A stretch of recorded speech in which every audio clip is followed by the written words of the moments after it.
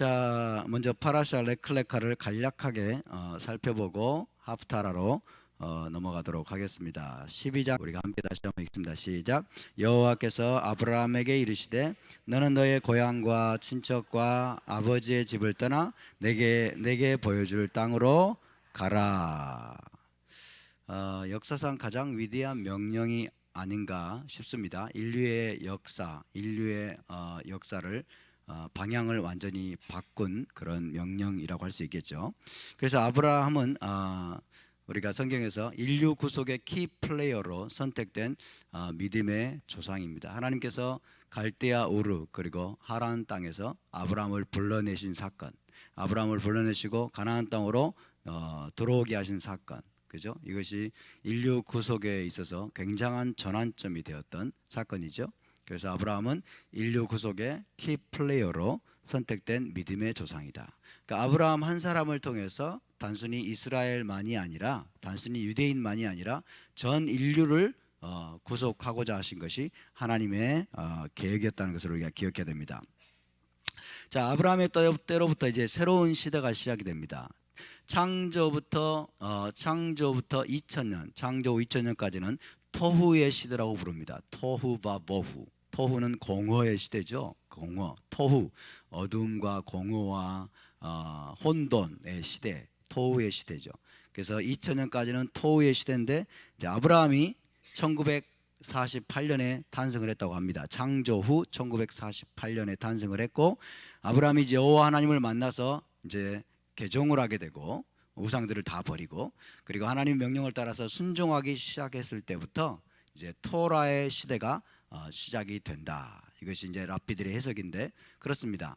아브라함으로부터 시작해서 이제 4000년까지, 그죠? 아브라함으로부터 시작해서 4000년까지는 토라의 시대다.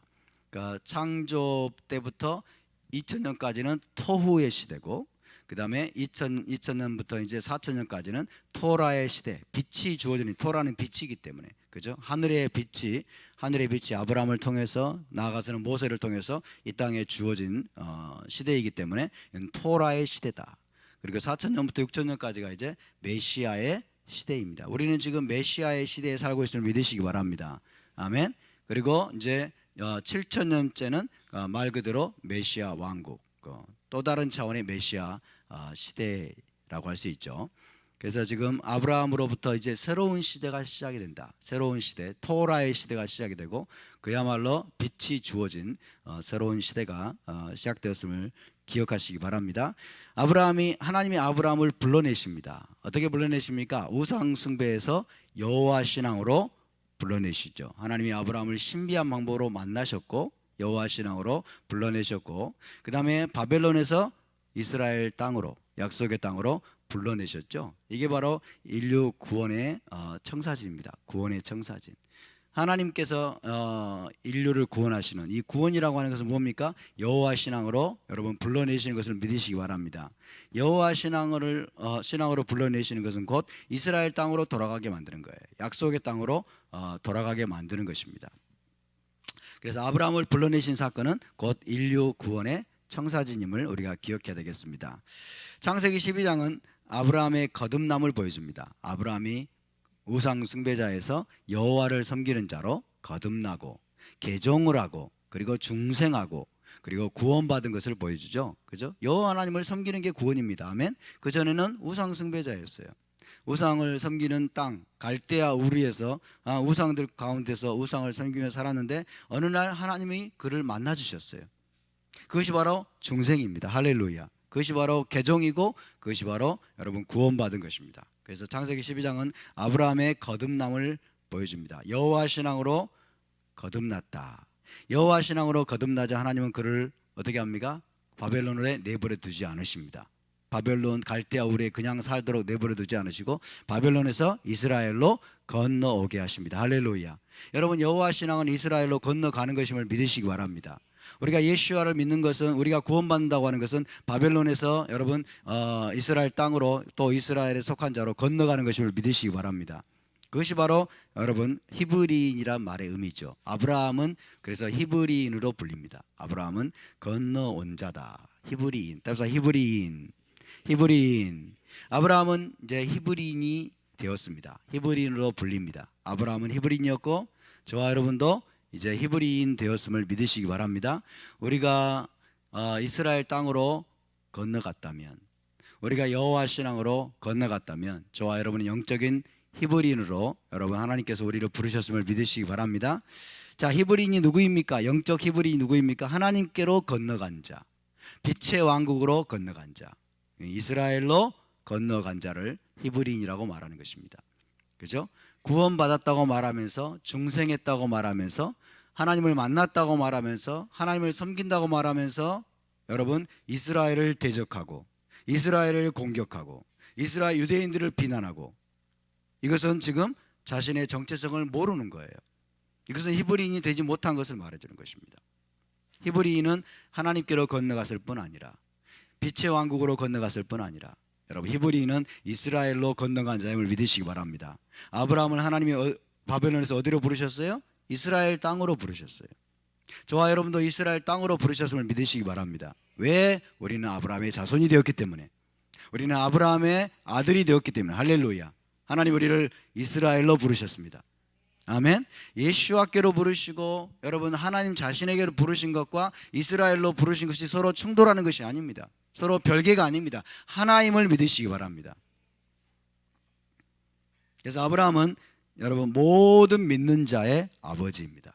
유대인뿐만 아니라 이방인 중에서도 여러분 하나님을 믿는 자, 예수와를 믿는 자, 모든 믿는 자의 조상이고 여러분 영적 아버지임을 믿으시기 바랍니다. 따라서 아브라함 아비누, 아브라함 아비누, 아브라함은 우리 아버지입니다라는 뜻이에요. 아브라함 우리 아버지, 우리 아버지. 우리가 아브라함의 자손임을 믿으십니까? 우리가 아브라함의 자손이라면 아브라함의 길을 따라가야 될 줄 믿습니다. 아브라함의 길을 따라가고 아브라함의 뒤를 따라가야 돼요. 아브라함의 발자취를 쫓는 자들이 될 수 있기를 바라고. 할렐루야. 아브라함의 발자취를 쫓는다고 하는 것은 아브라함의 행사를 하는 것입니다. 너희가 아브라함의 자손이면 아브라함의 행사를 할 것이오늘. 그죠? 1세기 때 여러분 타락한 서기관들, 타락한 바리새인들, 이들은 우리 아버지는 아브라함이라 하면서 아브라함처럼 행하지 않았어요. 아브라함처럼 행하지 않았고 뒤에서 여러분 위선을 저지르고 그 다음에 겉으로는 토라를 잘 지키는 것처럼 보였지만은 그들 안에는 더러운 것들이 가득했어요. 그래서 하나님 주님은 그렇게 말씀했습니다. 너희는 아브라함의 자손이 아니다. 겉으로는 아브라함 자손일지 모르지만, 혈통적으로는 아브라함의 자손이라고 너희가 그것을 자랑으로 여길지 모르지만, 너희의 행사를 보니까, 너희의 행위를 보니까 뭐라고 그랬어요? 너희 아비는 마귀니라. 얼마나 충격적인 말입니까? 유대인인데요, 그들이. 유대인이고 진짜 아브라함의 여러분 자손들이었는데요. 우리 주님은 그러나 그걸 인정하지 않았어요. 우리 주님은 실상을 꿰뚫어 보는 분임을 믿으시기 바랍니다. 예수와는 실상을 꿰뚫어 보는 거예요. 단순히 겉모습만이 아닙니다. 아브라함의 자손이라고 하면서 여러분 실상은 마귀의 자식이었어요. 저 여러분도 이런 비극의 주인공이 되지 않기를 바랍니다. 아멘. 우리가 정말 아브라함의 자손을 믿는다면 여러분 끝까지 아브라함의 행위가, 아브라함의 삶의 그 모든 여러분 믿음의 삶의 행위가 저와 여러분에게 있게 되기를 바랍니다. 할렐루야. 그래서 모든 믿는 자의 아버지이고 모든 믿는 자의 모델입니다. 아브라함이 어떻게 살았고, 아브라함이 어떻게 훈련받았고, 아브라함이 어떻게 하나님께 끝까지 순종하는 여정을 걸어갔는지를 우리가 면밀하게 살펴봐야 될 이유가 바로 여기에 있습니다. 자, 12장 2절 3절을 함께 있습니다. 시작. 내가 너로 큰 민족을 이루고 내게 복을 주어 내 이름을 창대하게 하리니 너는 복이 될지라. 너를 축복하는 자에게는 내가 복을 내리고 너를 저주하는 자에게는 내가 저주하리니 땅의 모든 족속이 너로 말미암아 복을 얻을 것이라 하신지라. 이보다 더 큰 축복이 어디 있을까요? 하나님이 어떤 인간에게 복을 선포하신 것 중에서 이보다 더 엄청난 아마 복은 없을 것 같아요. 그래서 아브라함에게 선포하신 7가지 축복이라고 불립니다. 아브라함에게 선포하신 7가지 축복, 이 복을 지금 하나님께서 약속하고 계시고 선언하고 계십니다. 근데 이 아브라함의 복이라고 하는 것은 여러분 단순히 아브라함 한 사람에게만 선포한 것이 아닙니다. 아브라함 한 사람에게 선포한 것이 아니라 아브라함의 가족이 되는 모든 이가 누릴 수 있는 것입니다. 할렐루야. 아멘. 땅의 모든 족속이 너로 말미암아 복을 얻을 것이라. 이게 이 마지막 이 한마디가 저와 여러분에게 얼마나 큰 소망을 주는 말씀인지 모릅니다. 이 한마디가 빠졌다면 우리가 어떻게 될지 아무도 모릅니다. 그죠? 마지막에 땅의 모든 족속이, 이 안에 저와 여러분이 다 들어있어요. 땅의 모든 족속이 너로 말미암아 아브라함 한 사람 때문에 아브라함과 함께 이 모든 복을 우리가 누리게 되는 것입니다. 할렐루야. 왜? 우리가 끝까지 아브라함에게 붙어 있다면, 그리고 아브라함에 우리가 행사를 하게 된다면, 할렐루야, 우리가 진짜 아브라함의 자손임을 우리가 입증한다면 여러분 이 모든 복을 우리가 누릴 수 있음을 믿으시기 바랍니다. 그래서 아브라함은 모든 인류의 모델이고 아브라함 한 사람에게 선포한 복이지만은, 그러나 아브라함 한 사람에게 국한된 것이 아니라 아브라함 한 사람을 통해서 여러분 그의 가족이 될 모든 이들을 하나님께서 이렇게 여러분 복을 선포한 것임을 믿으시기 바랍니다. 자, 이 복이라고 하는 브라카, 히브리어로 브라카라고 하는데 창세기 12장 2절 3절 이 두 구절에만 복이란 단어가 총 5번 사용되고 있습니다. 5번. 복이 정말 얼마나 중요한지 모릅니다. 그러나 우리는 우리가 생각하는 복을 생각하면 안 됩니다. 하나님이 생각하는 복을 우리가 여러분 받아야 될 줄로 믿습니다. 아브라함 한 사람을 통해서 하나님이 전 인류에게 복을 주고자 하시는데 그 복의 핵심이 뭐냐는 거죠. 그 복의 핵심은 이겁니다. 죄사함과 영생을 얻게 하셔서 에덴 동산으로 돌아가게 만드는 거예요. 할렐루야. 하나님의 한결같은 갈망은 여러분 죄사함과 영생을 주셔서 그 아브라함의 뒤를 따르는, 그리고 아브라함의 자손인 메시아를 여러분 믿는 모든 이들을 에덴 동산으로 돌아가게 하는 것임을 믿으시기 바랍니다. 내가 너로 큰 민족을 이루고 내게 복을 주어 내 이름을 창대하게 하리니 너는 복이 될지라. 너를 축복하는 자에게는 내가 복을 내리고 너를 저주하는 자에게는 내가 저주하리니 땅의 모든 족속이 너로 말미암아 복을 얻을 것이라. 그죠? 복을 얻을 것이라 말씀하는데 이 복이 뭔가가 구체적으로 안 나와요. 여기에는. 그죠? 이 복이 구체적으로 무엇인가가 안 나오고 있지만은, 그러나 우리가 창세기부터 요한계시록을 살피면 아브라함의 자손에게 하나님이 궁극적으로 주고자 하시는 복은 여러분 이것입니다. 죄사함과 영생을 얻게 하셔서 에덴 동산으로 돌아가게 하는 것이 우리가 추구해야 될, 그리고 하나님이 우리에게 정말 주고자 하시는 최종적인 복임을 믿으시기 바랍니다. 할렐루야.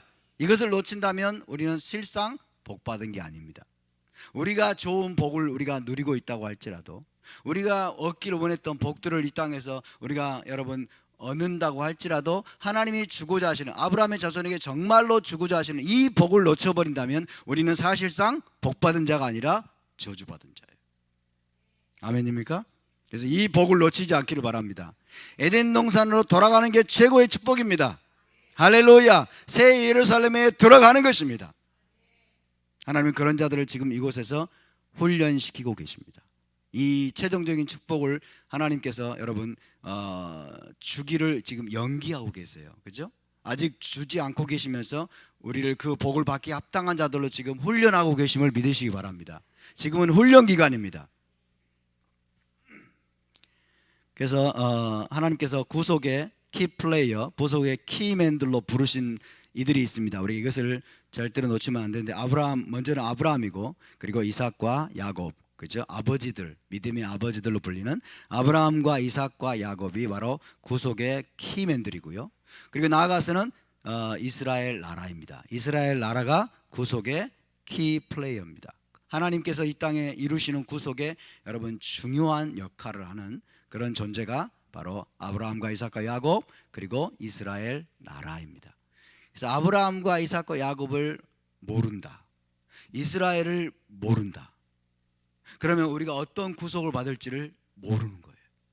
그죠? 우리 기독교인들은 아브라함과 이삭과 야곱이 누구인지를 진짜로 모릅니다. 아브라함 이야기, 이삭 이야기, 야곱 이야기, 이런 것들은 여러분 조금 알고 있을지 모르지만 그들이 얼마나 중요한지, 하나님의 구속의 역사에서 그들이 얼마나 중요한 역할을 담당하는지를 모르고 있는 거예요. 더군다나 이스라엘은 더더욱 모릅니다. 이스라엘은 더더욱 모르는 게 알고 싶지 않아요. 왜? 미워하니까. 이스라엘을 싫어해요. 그죠? 이스라엘은 영원히 저주받은 족속이라고 생각을 하니까. 메시아를 거절하고 예수아를 거절해가지고 하나님께 영원히 버림받았다고 생각을 하니까 여러분, 이스라엘은 관심 밖이에요. 알려고 하질 않아요. 알려고 하질 않고 심지어 증오가 그들 안에 가득해요. 그러니까 우리 기독교인들이 지금 원하는 구속은 성경에서 말하는 구속과 상당한 차이가 있습니다. 심각하죠? 하나님이 전 인류를 구원하고 구속하기 위해서 여러분 키플레이어로 세우신 이들이 아브라함과 이삭과 야곱이고 이스라엘 나라인데 성경에서 여러분 이스라엘이라는 단어가 몇 번이나 나온 줄 아세요? 2000번이 넘게 나와요. 성경에서 이스라엘이라는 단어가 2000번이나 넘게 나오는데 놀랍게도 우리 크리스찬들은 이스라엘에 놀라울 정도로 관심이 없어요. 그죠? 놀라울 정도로 관심이 없고 무관심하고 심지어 미워해요. 심지어 증오하고. 그들이 믿는, 그리고 우리가 과거에 믿어왔던 하나님은 도대체 어떤 분이에요? 성경에서 말하는 하나님과 너무나 거리가 먼 그런 하나님을 섬기는 거죠.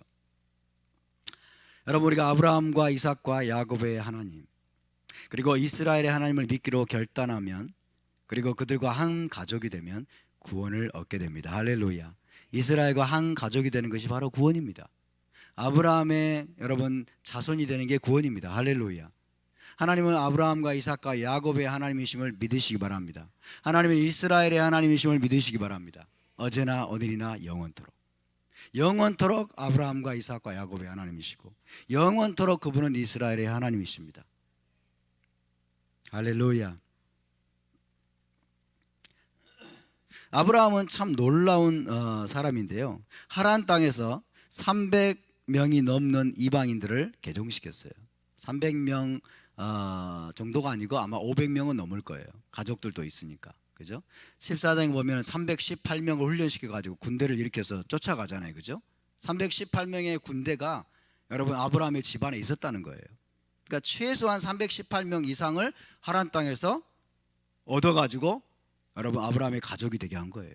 아브라함의 집안의 권속이 되게 한 거죠. 그죠? 그래서 300여 명, 아마도 500명 이상의 이방인들을 개종시켜서 아브라함의 가족이 되게 하고 그들과 함께 가나안 땅으로 건너왔습니다. 자, 아브라함의 가족이 되니까 아브라함을 통해서 이 300명에서 500명이 되는 자들이 아브라함을 따라서 가나안 땅으로 들어왔다고 하는 것은 그들도 아브라함을 통해서 구원을 받았다는 뜻입니다. 할렐루야. 그래서 아브라함을 통해서 그들 모두가 구원을 받고 아브라함의 복을 함께 누리게 됩니다. 아브라함의 집안의 일원이 된 거예요. 아브라함 집의 일원이 되어서 아브라함의 집의 일원이 됐단 말은 무슨 말인지 아세요? 아브라함이 섬기는 하나님을 섬기게 되었다는 뜻입니다. 할렐루야. 아브라함의 집에 있는 모든 종들이, 모든 권속들이 아브라함과 한 가족이 되었다고 하는 것은 아브라함의 하나님을 함께 섬기는 자가 되었다는 것이에요. 할렐루야. 그리고 아브라함은 그들에게 여러분 토라를 가르치기를, 하나님의 명령을 가르치고 하나님의 가르침을 그들에게 주기를 아브라함은 절대로 결단코 게으르지 않았습니다. 부지런히 가르쳤어요. 부지런히. 그러니까 12장에서 여러분 가나안 땅으로 건너왔는데 14장에서 전쟁을 하잖아요. 시간도 얼마 안 된 것 같은데 그들이 군대가 되어 있어요. 저는 이걸 보고 너무 신선한 충격을 받았어요. 한두 사람도 아니고 318명을 여러분 자기 집에서 군대로 훈련시킨 거예요. 군대로. 그죠? 그러니까 이들은 다 여호와 하나님의 명령과 여러분 그리고 하나님의 토라를 알았을 거예요. 모세의 토라는 아니지만 아브라함이 그들에게 주었던 하나님의 교훈, 하나님의 명령을 알았을 거예요. 그리고 이들은 군대로 서 있었어요. 아브라함은 그들의 총사령관과 같은 존재였어요. 아브라함의 명령에 그들이 일사불란에 쫓아가가지고 여러분 모든 대적을 파하고 엄청난 군대인데, 그죠? 그리고 롯을 구출한 거죠. 대단한 사건입니다. 아브라함은 정말 보통 사람이 아니에요, 여러분. 정말 우리가 성경의 행간을 읽을 수 있다면 아브라함은 정말 보통 사람이 아닙니다. 대단한 놀라운 메시아의 모형이죠. 메시아의 모형. 그래서 이걸 보면서 우리는 믿음으로 구원 얻는 예표를 보게 됩니다. 자, 300여 명에서 500명의 이방인들이 여러분 어떻게 구원을 받았어요? 믿음으로 구원받은 거예요. 아브라함을 통해서. 할렐루야. 아브라함을 통해서 하나님을 믿는 거예요. 그죠? 이때 개종의식이 있었다. 개종의식도 없었고, 이때는 할례 받기 전인가요? 후인가요? 할례 언약이 주어지기 전이죠. 그러니까 할례를 행해가지고 구원받았나 이들이요? 아니죠. 순전히 아브라함의 말을 듣고, 그죠? 아브라함의 가르침을 통해서 이들이 믿음으로 구원을 받은 거예요. 그러니까 여러분, 성경은 처음부터 끝까지 믿음으로 구원받는 원리를, 가르침을 믿으시기 바랍니다. 할렐루야. 다른 방법은 없습니다. 믿음으로 하나님의 말씀을 듣고 그냥 믿는 거예요. 믿고 하나님을 나의 왕으로 받아들이는 거예요. 그리고 믿는 순간부터 우리는 그분께 순종하기 시작하는 거예요. 할렐루야. 그래서 구원을 얻는 데 있어서는 혈통은 중요치 않습니다. 하나님의 구속 계획을 여러분 이 땅 가운데 이루는 일에는 혈통이 중요하게 사용됩니다. 우린 유대인들의 혈통을 무시하면 안 됩니다. 아멘. 유대인들의 혈통을 하나님은 중요하게 사용하십니다. 그리고 하나님께 이건 중요합니다. 그러나 구원을 얻는 문제에 있어서는 혈통은 중요하지 않습니다. 우리의 믿음이 중요할 뿐입니다. 300여 명의 이방인들이 믿음으로 아브라함의 가족이 되어서 하나님께 속하게 되고 구원을 받은 것입니다. 저와 여러분도 믿음으로 아브라함의 가족이 되었음을 믿으시기 바랍니다. 믿음으로 아브라함 자손 되었음을 믿으시기 바랍니다. 우리 옆에 분을 축복합시다. 당신도 아브라함의 자손입니다. 아브라함의 가족입니다. 할렐루야. 믿음으로 우리를 구원하신 하나님을 찬양합니다. 아브라함 하면은 언약이죠. 그죠? 아브라함 하면 언약입니다. 아브라함은 아브라함 언약은 모든 언약의 토대를 이루고 있습니다. 물론 그 이전에 노아 언약도 있지만은, 그러나 본격적인 언약의 시작은 아브라함을 통해서 하나님께서 본격적으로 언약을 세우기 시작하십니다. 그래서 아브라함은 모든 언약의 시작이고, 또 아브라함과 맺은 언약은 뒤따라오는 모든 언약의 토대를 이루고 있습니다. 이 언약이 15장에 나오고 그 다음에 17장에 나오고 있죠. 그래서 이 언약이 얼마나 중요한지 우리가 잘 알아야 되겠습니다. 15장 18절 함께 있습니다. 시작. 그날에 여호와께서 아브라함과 더불어 언약을 세워 이르시되 내가 이 땅을 애굽 강에서부터 그 큰 강 유브라데까지 내 자손에게 주노니. 하나님이 이 땅을, 이 가나안 땅을 애굽 강에서부터 큰 강 유브라데까지 내 자손에게 주겠다. 내 씨가, 내 자손이 하늘의 별과 같이 많아질 것이다. 그렇게 말씀하셨어요. 아브라함의 나이가 75세, 76세 이 정도죠. 그죠? 여전히 자식은 없네요. 자식은 없고, 자식이 하나도 없는데 하나님이 내 자손이 하늘의 별과 같이 많아질 것이다. 그죠? 내 몸에서 날 자가 내 상속자가 될 것이다. 주님, 그걸 어떻게 알겠습니까? 나는 지금 자식도 없는데 어떻게 내가 그걸 알 수 있습니까? 내 상속자는 이 엘리에셀입니다. 다메섹 사람. 이 엘리에셀, 아브라함의 종입니다. 엘리에셀이 내 상속자가 될 것입니다. 노. 네 상속자는 네 몸에서 날 자가 될 것이고 내 자손이 하늘의 별과 같이 많아지게 될 것이다. 주님, 주 여호와여, 내가 그렇게 될 것을 어떻게 알겠습니까? 내가 너에게 확신을 주겠다. 그러면서 이제 언약을 체결하는 거예요. 언약. 아브라함 언약의 의미를 잘 알고 있었어요. 고대 근동에서 언약이 무엇을 의미하는지를, 이 언약은 말 그대로 맹세로서 맺어지는 것인데 모든 것들을 확정짓는, 더 이상 의구심을 가질 수 없도록 확정짓는 것임을 아브라함은 잘 알고 있었어요. 고대 근동 문화에서 언약이 갖는 그 효력이 바로 그런 겁니다. 하나님이 그래서 너와 나와 언약을 맺자. 내가 맹세로 보증하겠다. 그러면서 언약을 체결합니다. 자, 그래서 15장의 언약을 우리가 쪼갠 고기 언약이다. 고기들을 쪼개가지고 언약을 체결하고, 그 다음에 17장의 언약은 할례 언약이라고 부릅니다. 한꺼번에 좀 살펴보겠습니다. 쪼갠 고기 언약, 그리고 할례 언약. 쪼갠 고기 언약은 처음 언약이죠. 처음에 맺은 언약이고, 그 다음에 할례 언약은 이제 새 언약이라고 할 수 있습니다. 그죠? 쪼갠 고기 언약에 비하면 할례 언약은 새 언약이죠. 그죠? 그래서 하나님이 아브라함에게 처음 언약을 체결하고 17장에 넘어가서 새 언약을 체결합니다. 그죠? 그러니까 옛 언약과 새 언약이 함께 체결된 것입니다. 아브라함에게 15장에서는 옛 언약, 비교적 옛 언약, 17장에서는 새 언약. 이해되십니까? 네, 그래서 쪼갠 고기 언약과 할례 언약은 아브라함과 하나님이 맺은 첫 언약, 옛 언약 그리고 새 언약을 체결하는 내용입니다. 하나님이 이렇게 약속하십니다. 내 몸에서 날 자가 내 상속자가 될 것이며 내 자손이 하늘의 별과 같이 많아질 것이다. 그리고 이 땅, 가나안 땅을 너와 내 자손에게 영원한 기업으로 줄 것이다. 그래서 하나님이 그것을 보증하기 위해서 아브라함에게 확신을 심어주기 위해서 이제 쪼갠 고기들을 쪼개 가지고 양쪽으로 버려놓고 이제 하나님이 아브라함과 언약을 체결하는 내용이 창세기 15장입니다. 그래서 쪼갠 고기 언약으로 보증을 하시죠. 그런데 이제 16장에서 여러분 어떤 일이 있었습니까? 아브라함이 육신적인 방법으로, 그죠? 하나님의 방법이 아닙니다. 육신적인 방법으로 이제 하갈을 취해 가지고 이제 말 그대로 실수를 저지르고 그래서 하나님의 뜻을 좀 거스리는 내용을 하게 되죠. 그래서 이제 창세기 17장으로 넘어가면 하나님이 아브라함과 새 언약을 체결합니다. 아브라함과 새 언약을 체결하는데 이 새 언약을 통해서 옛사람 아브람 그리고 사례는 이제 죽습니다.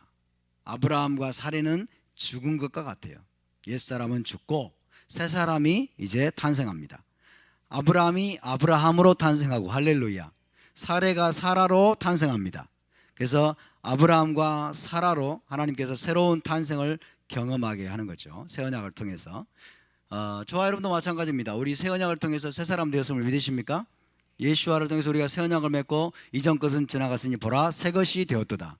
우리는 새로운 피조물로 거듭났습니다. 할렐루야. 아브라함도 마찬가지입니다. 옛 언약에 머물러 있는 상태가 아니라 하나님이 이제 17장에서 새 언약을 체결하면서 아브라함을 아브라함으로 바꿔버리셨고 사례를 사라로 바꿔버리셨어요. 할렐루야. 새 사람으로 바꿔버리셨어요. 너는 더 이상 아브라함이 아니다. 너는 더 이상 사례가 아니다. 이제 너는 새 사람이다. 이제 너는 새로운 피조물이라고 선포하시는 겁니다. 그러면서 약속을 하시는 거죠. 이것은 거룩한 영적 자녀를 주고자 하시는 하나님의 갈망입니다. 언약을 이 할례 언약은 창세기 15장의 언약을 폐하는 언약일까요? 아닐까요? 창세기 15장의 언약을 하나님이 다 없애버리고 그죠? 다 폐해버리고 창세기 17장에서 지나간 건 다 필요 없어. 그리고 새 언약을 완전히 새로운 언약을 체결한 것일까요? 그것이 아니죠. 예, 과거부터 하나님이 15장에 주셨던 그 언약을 더욱더 견고하게 만드는 게 바로 새 언약입니다. 아멘. 아브라함이 느슨하게 잡은 거예요.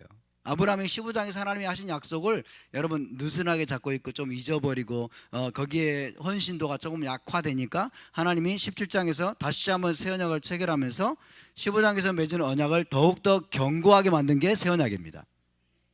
아멘. 그래서 하나님께서 아브라함에게 새 이름을 주시는데 이 새 이름은 새로운 정체성입니다. 새 사람으로 거듭나게 합니다. 여러분 우리가 예수와를 믿을 때 하나님과 새 언약을 체결하고 예수와를 믿을 때 저와 여러분에게 새 이름을 주셨을까요? 새 이름이 무엇이에요? 여러분의 새 이름은 이스라엘입니다. 아멘. 우리에게 새 이름을 주신 걸 믿으시기 바랍니다. 할렐루야. 우리는 더 이상 옛사람이 아니에요. 여러분 이스라엘로 살아가시기 바랍니다. 아브라함의 자손으로 살아가시기 바랍니다. 아멘. 그래서 새로운 정체성을 주시고 새 사람으로 거듭나게 만드셨는데 아브라함 무슨 뜻일까요? 아브라함은 많은 민족의 아버지라는 뜻이고요. 사라는 많은 민족의 어머니예요. 그 전에 사라이는 뭐예요? 사라이 나의 공주다라는 뜻이에요. 한 사람의 공주예요. 그죠? 사라 아버지의 공주예요. 사라이 한 사람의 공주이지만 사라는 많은 민족의 여러분 공주 어머니로 세우셨음을 믿으시기 바랍니다. 이제 너는 한 사람의 공주가 아니야. 많은 민족의 어머니가 될 것이다. 할렐루야. 아브라함 옛사람 아브라함은 뭐예요? 높은 아버지예요. 높은 아버지. 그러나 아브라함은 많은 민족의 아버지가 될 것이다. 할렐루야. 그의 정체성을 바꿔버립니다. 그의 정체성을 바꿔버리고 그의 존재 자체를 바꿔버립니다. 존재 자체를. 그래서 아브라함과 사라를 통해서 많은 민족들이 여러분 구원의 복을 받게 하려는 하나님의 계획을 더욱더 구체화시킵니다. 그죠? 이거 원래부터 있던 계획 맞습니까? 맞습니다. 창세기 12장에서 아브라함을 불러낼 때부터 하나님은 많은 민족들이 구원의 복을 받게 하려는 계획을 가지고 계셨죠. 그런데 이름을 바꿔주시고 그들의 정체성을 바꿔주시면서 그들의 존재를 바꾸면서 그 계획을 더욱더 구체화시키는 거예요. 할렐루야. 하나님은 여러분 이렇게 말했다가 뒤집어버리고 또 저렇게 말씀하시고, 그죠? 이렇게 다가갔다가 못 받아들이니까 그걸 패해버리고 새로운 계획을 만드시고, 이런 분이 아니십니다. 하나님은 왔다 갔다 하는 분이 아닙니다. 아멘.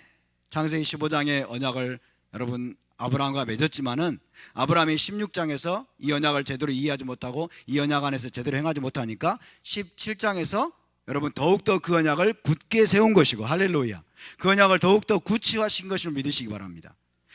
그 언약을 다시는 잊지 못하도록 어때요? 언약을 몸에다가 새겨버리는 거예요. 할례가 뭡니까? 언약을 몸에다 새겨버리는 거예요.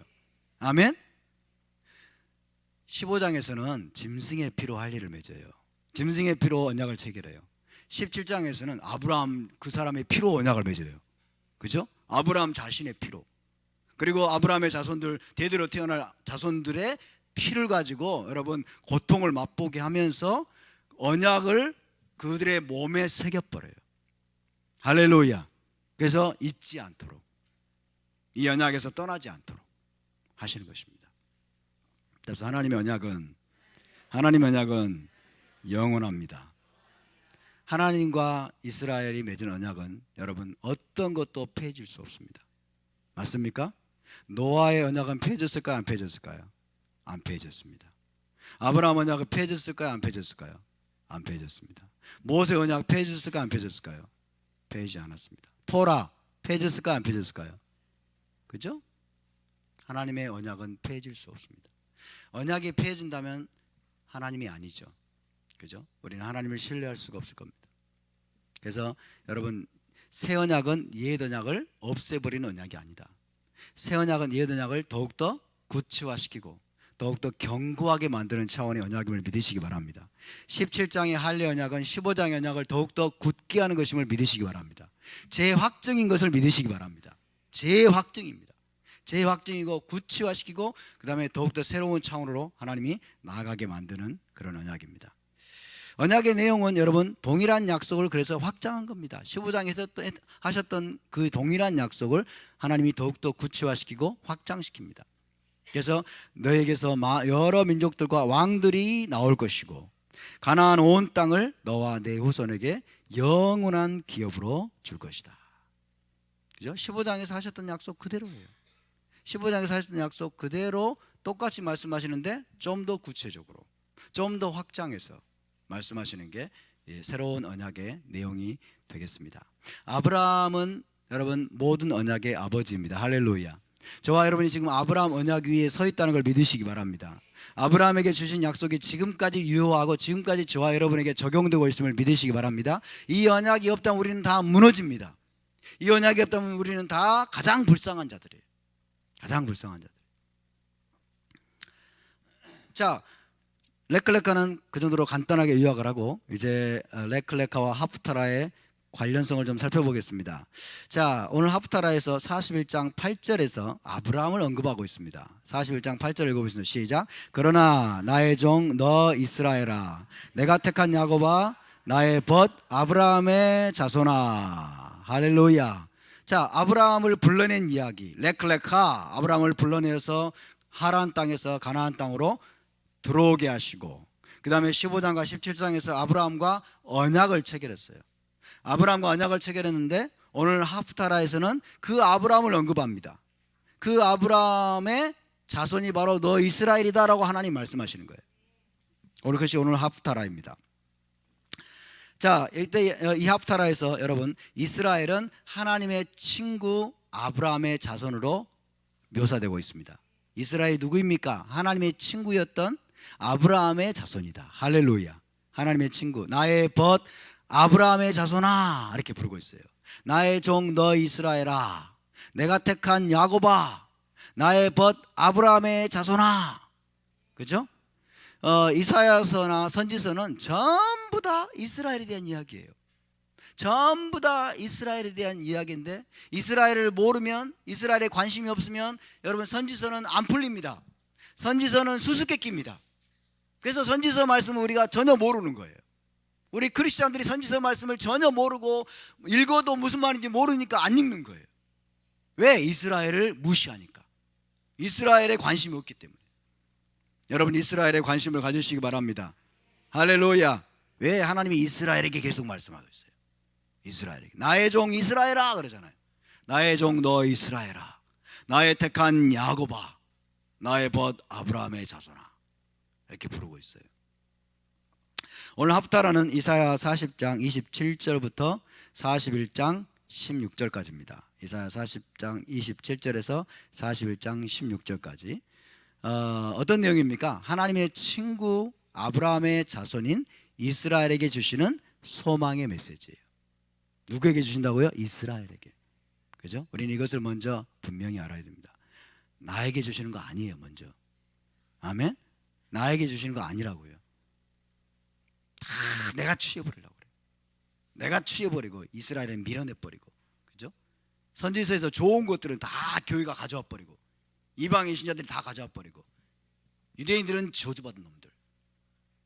이것이 지금까지 비극입니다. 아니에요, 여러분. 하나님은 선지서에서 먼저 이스라엘에게 말씀하고 있습니다. 아멘. 이스라엘에게 주시는 메시지입니다. 다르게 말하면 유대인에게 주시는 메시지예요. 유대인 공동체에게 주시는 메시지. 자, 우리는 유대인을 미워해야 될까요? 미워하지 않으면 우리는 최소한 무관심해야 될까요? 적극 관심을 가져야 되겠죠. 적극 관심을 가져야 되겠죠. 하나님의 친구 아브라함의 자손인 이스라엘에게 주시는 소망의 메시지입니다. 무슨 뜻입니까? 아브라함을 기억해서 그의 후손 이스라엘을 하나님이 회복시키실 것이라는 예언입니다. 아멘. 아브라함과 맺은 언약을 기억해서 내가 너 이스라엘 아브라함의 자손인 너희를 내가 반드시 회복시키고야 말 것이다. 할렐루야. 이게 선지서의 메시지예요. 자, 오늘 하프타라와 레클레카가 세 가지 연결점이 있다고 합니다. 첫 번째는 직접적으로 나의 친구 아브라함이라고 부르고 있습니다. 그죠? 그래서 레클레카의 이야기를 상기시키죠. 41장 8절에 나의 친구 아브라함, 나의 벗 아브라함. 그래서 아브라함을 직접적으로 언급합니다. 두 번째로 41장 7절을 보면 우상 제조자들에 대한 언급이 나와요. 우상 제조자들에 대한 언급. 우상 제조자들에 대한 언급은 미드라시에 나오는 아브라함 이야기를 상기시킵니다. 미드라시에 나오는 아브라함 이야기. 그래서 이 아브라함과 지금 연관이 된 하프타라다. 그 다음에 세 번째로 41장 2절에 보면 동방에서 불러낸 영웅이 나와요. 동방에서 불러낸 영웅. 41장 좀 이따 살펴보겠습니다만은 동방에서 불러낸 영웅이 누구냐? 랍비들은 해석하기를 그가 아브라함이다 라고 해석합니다. 동방에서 불러낸 영웅이 아브라함이다. 하나님이 아브라함을 동방에서 갈대아 우르에서 불러내 가지고 그 다음에 창세기 14장에 롯을 구출하기 위해서 벌인 전쟁에서 여러분 수많은 나라들의 연합국을 아브라함이 다 쳐서 파했잖아요. 그죠? 그래서 41장 2절에 동방에서 불러낸 영웅은 바로 아브라함이다. 그래서 아브라함에 대한 언급이 지금 세 가지가 나오고 있는 거예요. 오늘 본문이 하프타라의 본문이. 그래서 레클레카를 낭독할 때 유대인들은 대대로 지금 이 오늘의 하프타라를 낭독을 하는 것입니다. 이해되십니까? 자, 오늘 41장 이전에 내용을 잠깐 보면요, 이사야 39장은 어떤 내용이냐면 배경적으로 39장에는 히스기야의 결정적인 실수가 나옵니다. 히스기야 왕이 결정적으로 실수를 하는데 히스기야가 병들었을 때 바벨론 사신이 병문안을 옵니다. 병문안을 오자 이 히스기야가 이 바벨론 사신을 자기 동맹국으로 생각을 하고 무기고니 뭐 보물창고니 막 국권이 다 보여줘 버린 거예요. 그죠? 국가 기밀이어야 되는데 이것들을 바벨론 사신이 다 보여줘 버려요. 그래서 하나님이 이제 이사야를 보내가지고 이 히스기야를 책망합니다.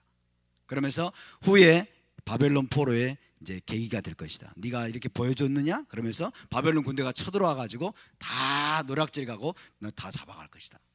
그렇게 예언하는 내용이 나오고 있습니다. 그런 다음에 이제 40장이 시작이 되죠.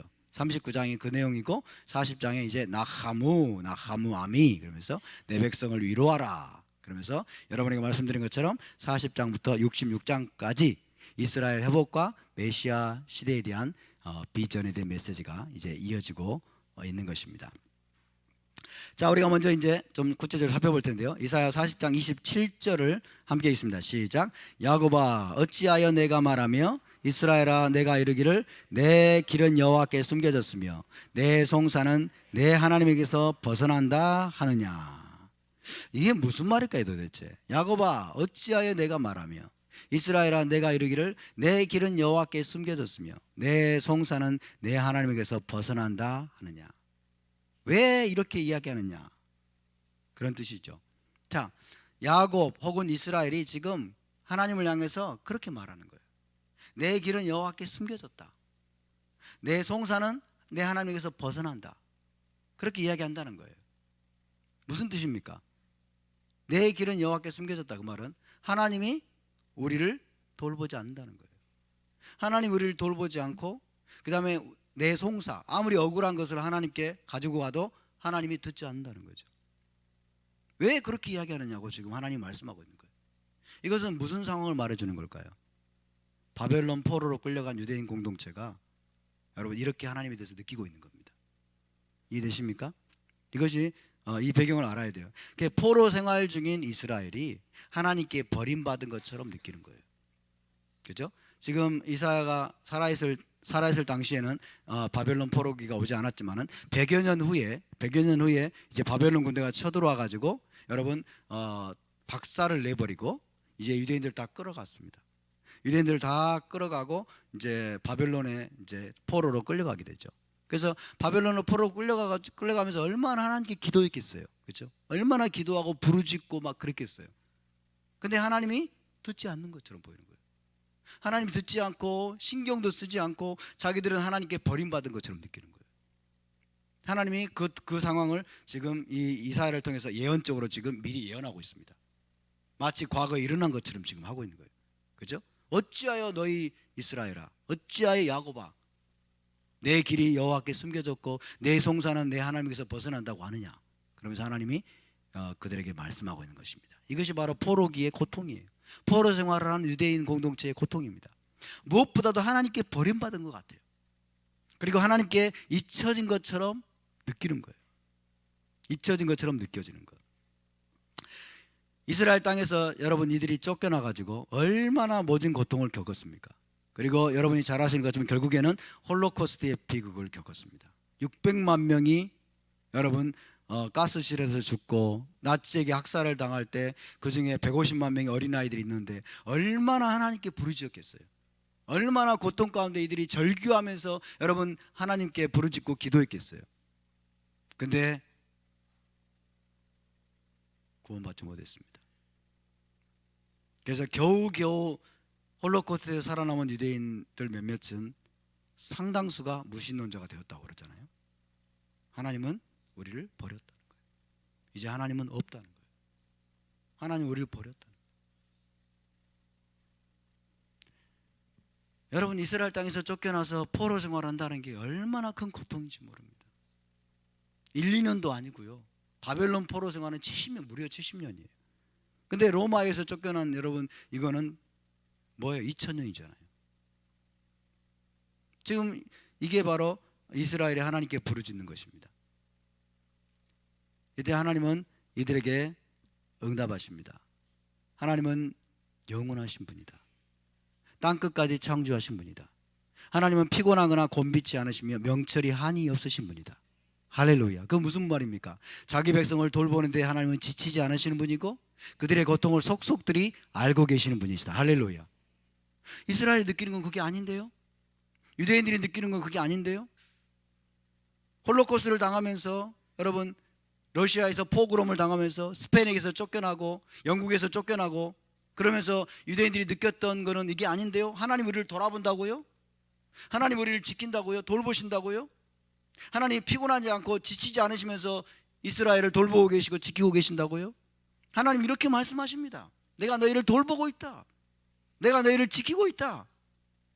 나는 지치지 않는다. 나는 피곤하지 않는다. 나는 명철이 한이 없어서 너희의 모든 상황을 속속들이 다 알고 있다. 이스라엘은 아닌 것 같아요.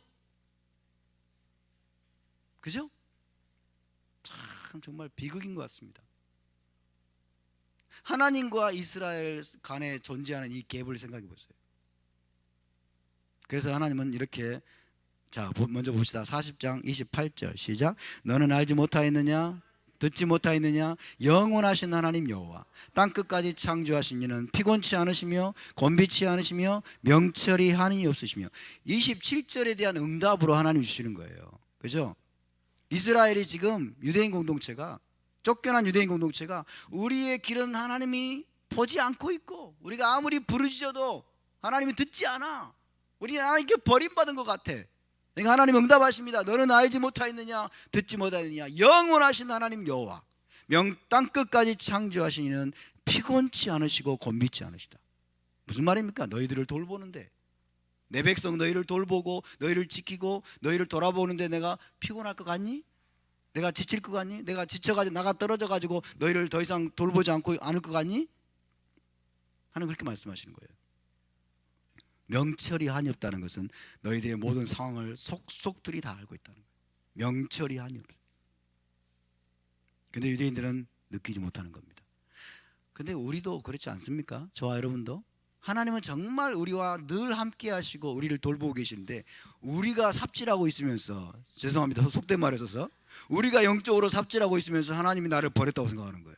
그죠? 우리가 죄 가운데 있고 우리가 하나님과 포커스가 안 맞아가지고 엉뚱한 짓 하면서 하나님 나를 돌보지 않는다고 생각하고, 그죠? 하나님 나를 버렸다고 생각하고 하나님이 내 기도 안 들은다고 생각하고 그러잖아요. 안 그러십니까? 똑같아요. 여러분, 유대인들이 어떻게 이럴 수가 있을까가 아니라, 여러분 이것이 항상 인간과 하나님의 여러분 갭인 것 같아요. 여러분, 하나님 우리와 늘 함께 하심을 믿으시기 바랍니다. 하나님 우리를 돌보는데 지치지 않으십니다. 하나님은 피곤하지 않으십니다.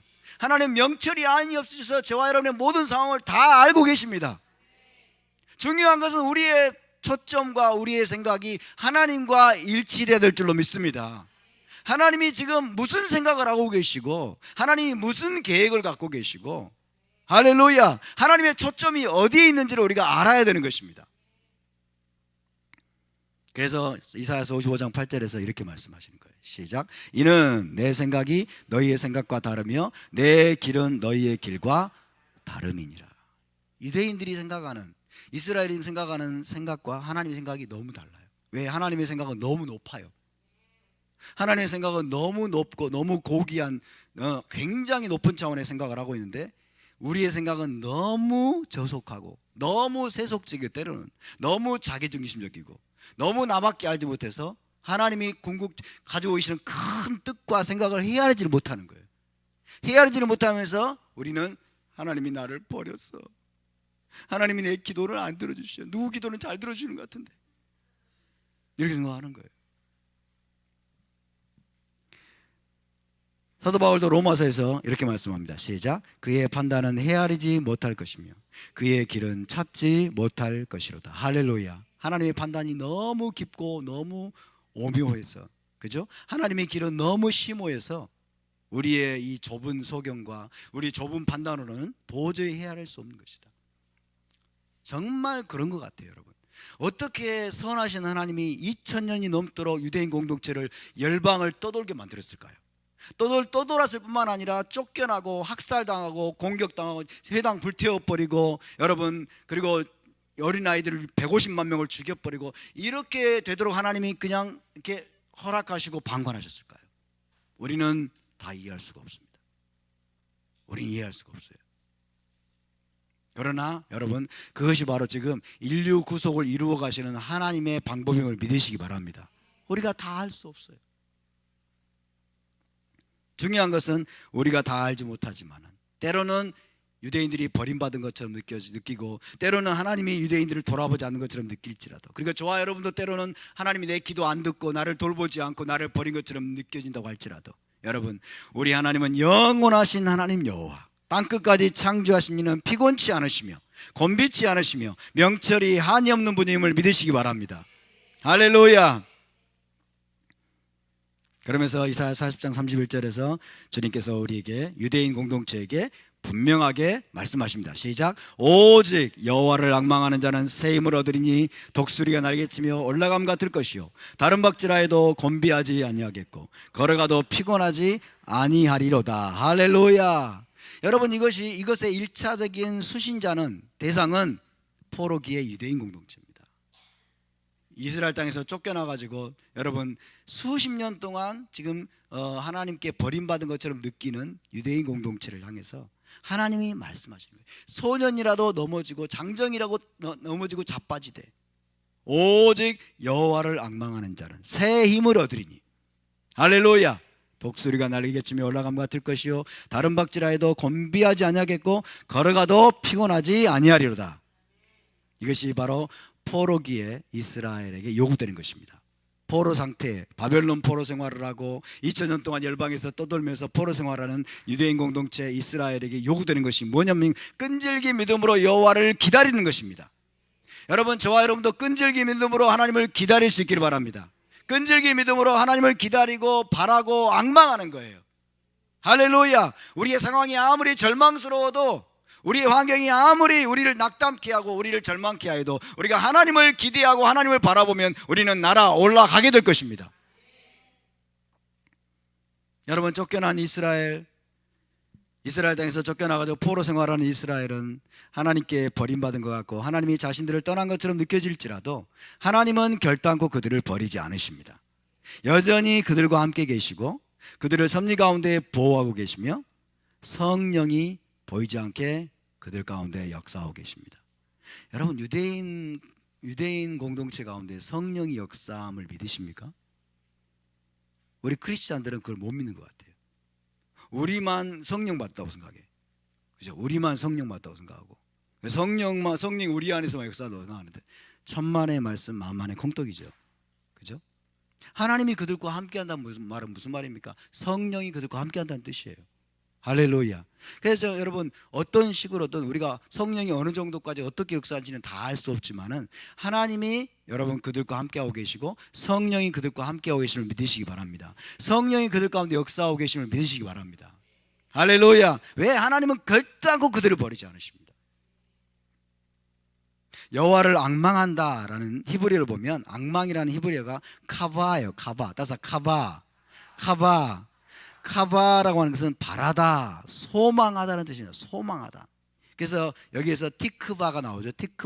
티크바는 소망, 희망 이런 뜻입니다. 그래서 카바, 바라다, 소망하다. 그래서 끈질긴 믿음으로 여호와의 구원을 바라보며 기다리라는 것입니다. 2000년이 지나도, 3000년이 지나도, 1000년이 3번 지나도, 아멘? 아무리 시간이 걸리더라도 여러분, 아무리 시간이 걸리더라도 끈질긴 믿음으로 여호와를 바라보며 소망을 잊지 말고 기다리라는 것입니다. 여호와의 궁극적인 구원을 기다려라. 할렐루야. 그래서 여러분, 여호와를 앙망한다고 하는 것은 여호와의 구원을 바라보며 기다리는 거예요. 메시아에 의한 구속과 예루살렘에 장차 세워질 메시아 왕국에 소망을 두라는 거죠. 여호와의 구원은 뭐예요? 여호와의 구원의 완성은 메시아 왕국이 이스라엘 땅에 세워지는 것입니다. 메시아가 오셔가지고 여러분 이스라엘을 구원하시고 메시아에 의해서 예루살렘에 메시아 왕국이 세워질 것을 너희 바라보고 기대하고 기다리라는 것입니다. 이것이 여호와를 앙망한다는 말의 의미입니다. 막연하게 그냥 이러고 있는 게 아니에요. 그렇죠? 여호와를 앙망한다고 우리는 또 막연합니다. 그러나 유대인 공동체를 향해서, 여러분 이스라엘 공동체를 향해서 하나님이 지금 말씀하시는 여호와를 앙망한다고 하는 것은 메시아를 통해서 나타날 여호와의 구원을 바라고 기대하라는 거예요. 할렐루야. 메시아를 통해서 나타날 여호와의 구원을, 메시아 왕국을 너희가 기대고 바라고 소망하라는 거예요. 아멘.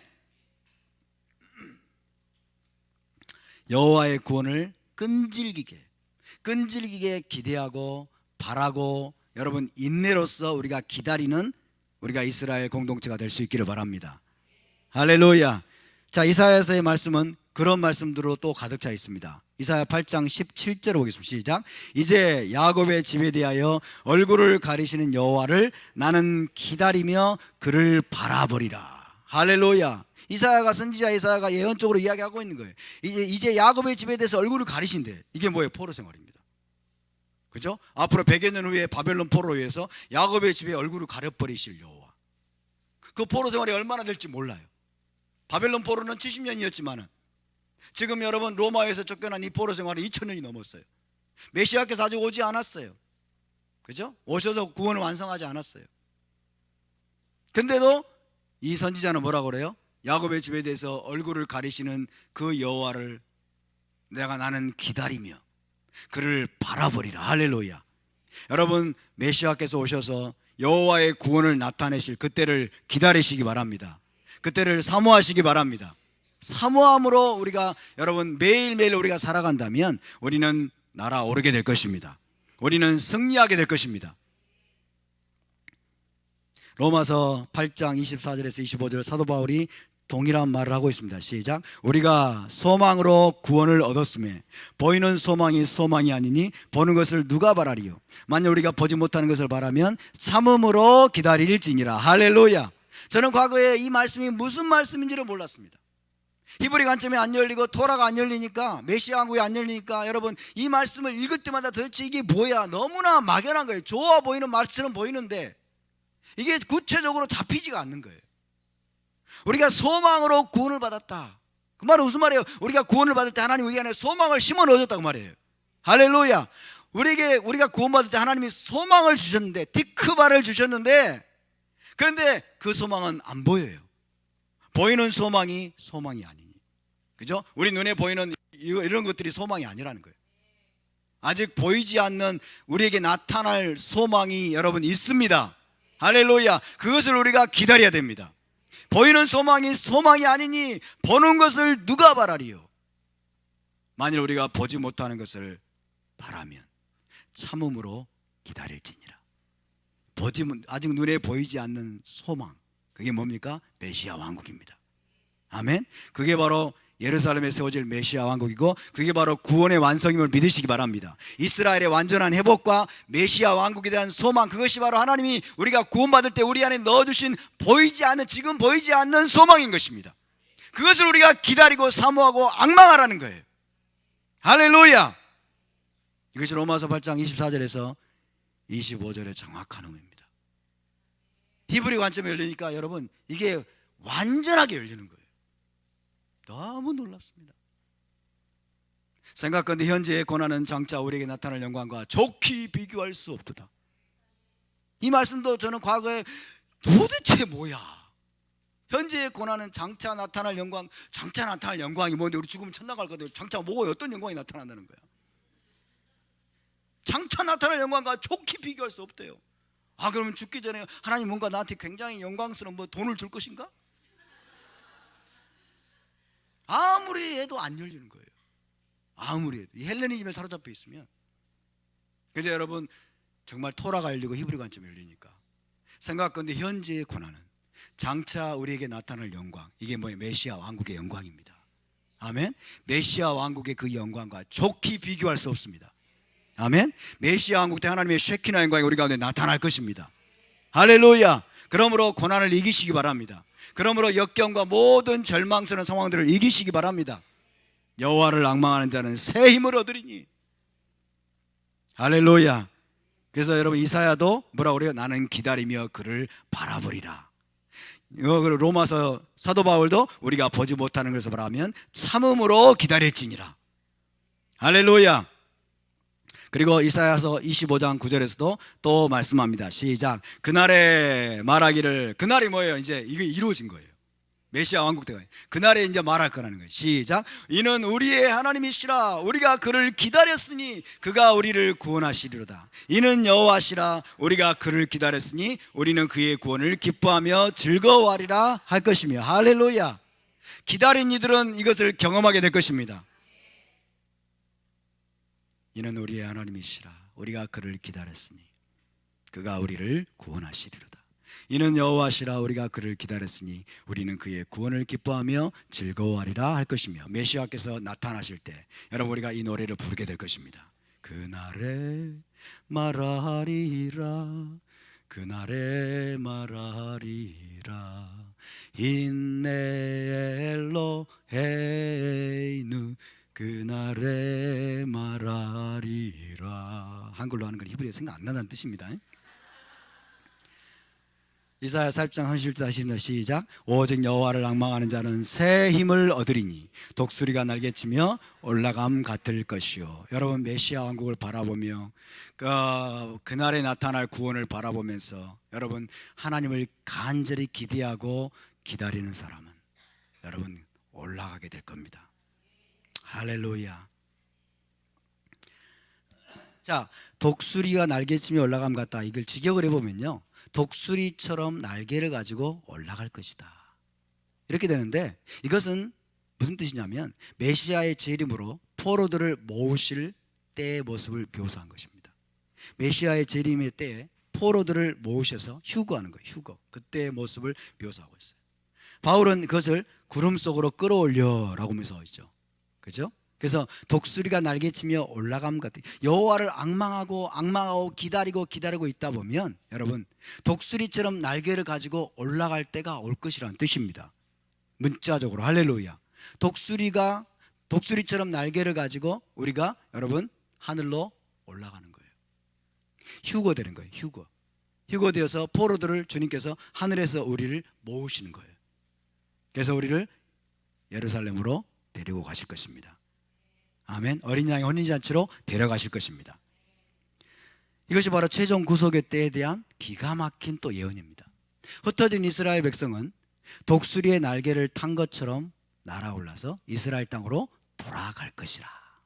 그것을 지금 이 구절이 암시하고 있습니다. 독수리는 여러분 다른 어떤 새보다도 더 높이 날아오르기 때문에 절대적으로 안전합니다. 절대적으로. 그래서 주님께서 약속하고 계시는 이 포로들을 모으시는 사건, 휴거의 사건은 반드시 이루어진다는 거예요. 반드시 실패하지 않고, 할렐루야, 절대적으로 안전하게 실패하지 않고 반드시 일어나게 될 것이다. 그래서 여호와를 앙망하는 자는 새 힘을 얻으리니 독수리가 날개치며 올라감 같을 것이요. 물론 이것은 우리가 매일매일 우리가 영적으로도 경험할 수 있는 여러분 내용입니다만은, 그러나 이건 예언적으로도 이렇게 해석할 수 있는 거예요. 할렐루야. 여러분, 그래서 우리가 이 말씀을 묵상하는 우리의 차원이 달라질 수 있기를 바랍니다. 포로들을 모으시는 그 사건을 우리가 고대할 수 있기를 바랍니다. 휴거의 때가 되면 메시아께서 우리를 하늘로 끌어올려서 독수리의 날개로 업어서 우리를 여러분 이스라엘 땅으로 옮기시게 될 것입니다. 그러므로 여러분 소망을 잃지 마시기 바랍니다. 희망을 잃지 마시기 바랍니다. 상황이 아무리 여러분 상황이 안 좋고 여러분의 삶이 아무리 죽을 것 같아도 유대인 공동체만 하겠습니까? 지난 2000년 동안에 유대인 공동체만 하겠습니까? 그렇죠? 한번 생각해 보세요. 홀로코스트를 경험했던 유대인 공동체만 하겠어요? 우리의 상황이 아무리 열악하고 정말 죽을 것 같아도 그 정도는 아니잖아요.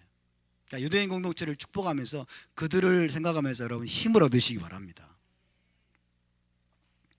이사야 41장으로 넘어갑니다. 이제 40장이 끝나고요. 41장에서는 열방에게 말씀하시는 새로운 예언으로 또 시작이 됩니다. 하나님이 열방에게 말씀해요. 섬들아 가까이 오라 이렇게 말씀하세요. 세계의 모든 이방 나라들에게 이제 말씀하시는 내용입니다. 섬들은 아주 작은 나라들, 먼 곳에 있는 아주 작은 나라들을 상징하고, 섬들과 민족들에게 모여서 하나님의 변론을 들으라고 초청하시는 내용으로 시작이 됩니다. 그래서 이 내용의 첫 부분의 핵심은 아무도 행하지 못한 기적을 행한 분이 바로 여호와이심을 너희 민족들아, 너희 섬들아 깨달을지어다 알라고 하나님이 말씀하시는 겁니다. 자, 아무도 행하지 못한 기적이 뭐냐면 41장 2절과 3절이에요. 41장 2절과 3절을 하나님께서 지금 섬들아 민족들아 그러면서 지금 선포하고 있어요. 여호와가 바로 이런 기적을 행하신 분이라고. 자, 읽어볼까요? 시작. 누가 동방에서 사람을 일깨워서 공의로 그를 불러 자기 발 앞에 이르게 하였느냐?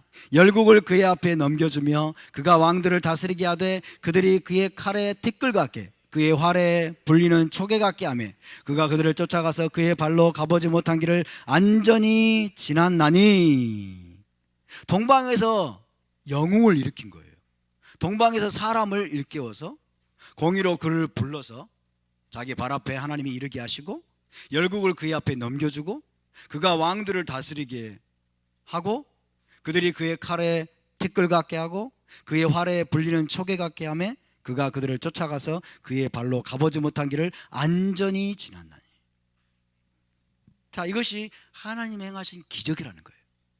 하나님 행하신 기적이라는 것입니다. 그래서 이 동방의 사람은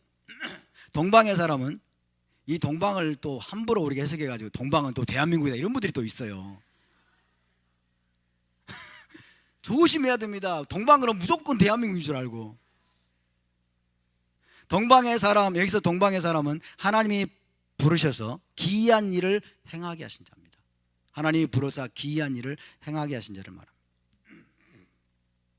누구일까요? 자, 두 가지 해석이 있습니다. 먼저 랍비들의 해석입니다. 유대 랍비들의 해석은 하나님께서 동방 갈대아 우르에서 아브라함을 불러내셔서 가나안 땅을 치러 온 열국의 왕들을 치게 하셨다. 창세기 14장 318명으로 그래서 승리하여 롯을 구출해낸 사건을 지금 하나님이 말씀하신 것이다 라고 랍비들은 해석을 합니다.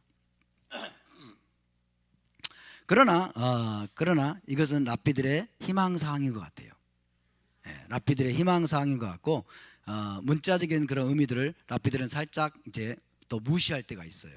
그래서 이런 의미라기보다는 두 번째, 많은 학자들은 하나님께서 동방에서 불러내신 사람은 바사왕 고레스다라고 합니다.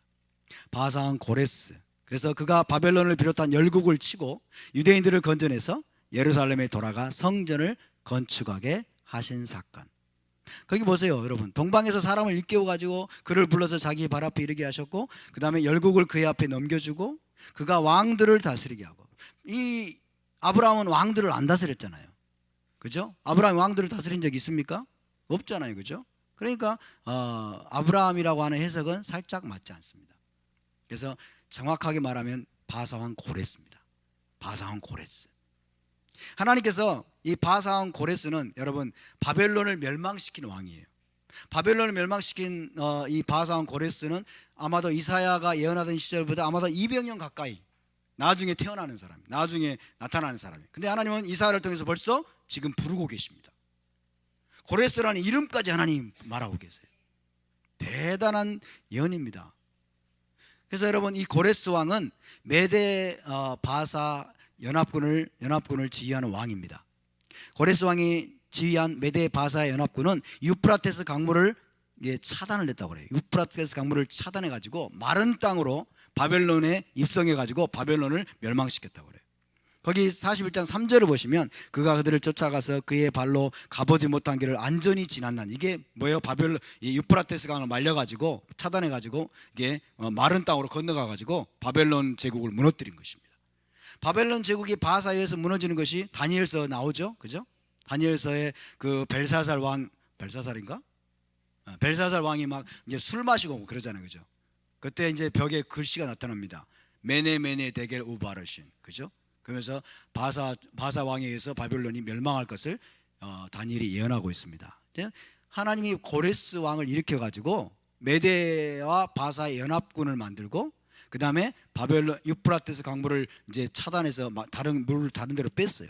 그러면서 이 역사적으로 이야기하는 겁니다. 그 강을 지나가지고 이제 바벨론 제국을 멸망시킨 사건입니다. 그래서 바벨론을 무너뜨렸어요. 바벨론을 무너뜨리고 이 고레스 왕을 하나님이 부르셨습니다. 이 고레스 왕에 대해서 여러분 성경은 메시아라고 말합니다. 메시아. 하나님의 백성 이스라엘을 위해서 기름 부은 자로 지명하여 불렀다. 하나님이 너를 지명하여 불렀다라고 말합니다. 그래서 히브리를 보면 메시호 이렇게 돼 있어요. 그의 기름 부음 받은 자. 메시호. 그러니까 바벨론 왕 바사 왕 고레스는 하나님의 메시아다는 거예요. 하나님의 메시아다. 하나님이 기름 부었다. 기름 부어 세웠다는 거죠. 그죠? 그래서 여러분 열방의 왕들까지 움직이시는 하나님입니다. 그러니까 바사 왕을 일으킨 것은 정말 기적 중에 기적입니다. 바사 왕을 이방 나라 하나님을 알지 못하는 이방 나라 왕 고레스를 하나님이 기름 부어 가지고 세운 거예요. 기름 부어 세워가지고 열국을 치게 만들었어요. 바벨론을 치게 만들고 흑암 중에 보화와 은밀한 곳에 숨은 재물을 내가 너에게 주어가지고 너에게 주어서 내가 맡긴 일을 하게 하고 그 다음에 유대인들로 하여금 예루살렘에 올라가서 그의 성전을 짓게 만들 것이다. 이게 하나님이 여러분 바사왕 고레스를 일으키면서 하신 말씀이에요. 바사왕 고레스에게 흑암 중의 보화와 은밀한 곳에 숨은 재물을 내게 주어 이렇게 돼 있어요. 근데 많은 중보자들이 기도자들이 그걸 쏙 빼내가지고 주님 나에게 흑암 중의 보화와 은밀한 곳에 숨은 재물을 주시옵소서. 흑암 중의 보물은 내게 올지어다 막 이러고 적용을 잘한다니까요. 그죠? 역사적인 상황을 제대로 해석을 안 하니까 다 내 것으로 끌어오는 거예요. 다 내 것으로. 진짜 위험한 거예요, 여러분. 함부로 그렇게 하면 안 돼요. 하나님이 바사왕 고레스를 일으켰습니다. 누구를 위해서? 유대인을 위해서. 그죠? 이스라엘을 위해서. 하나님은 이스라엘을 위해서라면 어떤 일도 하실 수 있는 분입니다. 하나님은 이스라엘에게 눈이 머신 분이에요. 하나님은 이스라엘이 신부이기 때문에 신부에게 눈이 머신 분이에요. 신부를 위해서, 신부를 회복시키기 위해서 여러분 예루살렘 성전을 세우도록 하는 목적을 위해서 또 바벨론 포로를 돌아가게 하는 목적을 위해서 하나님은 바사왕 고레스를 충동해가지고 여러분 그에게 기름 부어가지고 그에게 흑암 중에 숨은 보와 은밀한 곳에 숨은 재물을 다 주겠다는 거예요. 할렐루야. 그래서 전적으로 그것을 지원하도록 하는 거예요.